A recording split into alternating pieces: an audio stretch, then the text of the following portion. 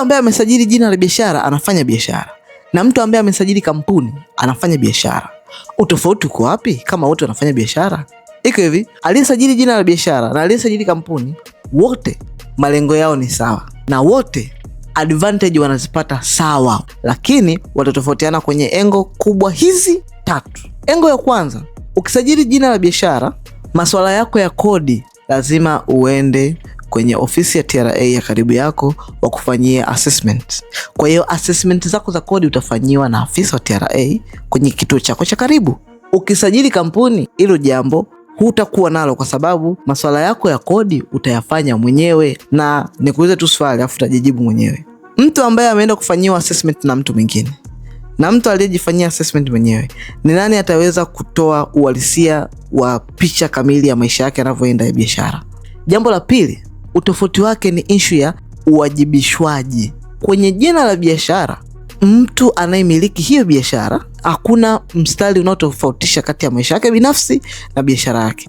Chochote kitakacho kutokea kwenye biashara yake, anaweza akawajibishwa hadi mali zake binafsi za maisha yake ambayo ametunga kwa ajili ya mke wake, watoto wake na familia yake. Kitu pekee kitakachoweza kukuwekea udhibiti ni kuweza kutengeneza mstari ulionyooka wa kisheria kwamba hapa uguse, ukigusa huku umeshia huku, ukigusa huku umeshia huku, na ukigusa huku na wakati unatakiwa uishie huku, wewe umevunja sheria.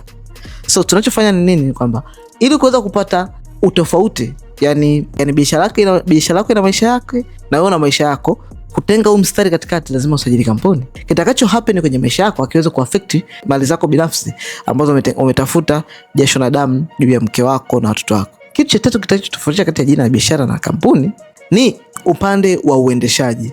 Kwenye uendeshaji ni kwamba kwenye jina la biashara, kitu kikubwa ambacho utakuwa nacho kati yako na watu unaofanya nao kazi ni mkataba wa kazi. Na asipovunja mkataba wa kazi, hakuna sheria ya moja kwa moja itakao muaffect au kumgusa au kumlimit huyu unayefanya naye kazi. Kwa anaweza kaongeza bei, akashusha bei, au akafanya maamuzi ambayo huna interest nayo. Lakini kwenye kampuni kuna kitu kinaitwa Memorandum and Articles of Association. Directors wote, shareholders wote watasainishwa.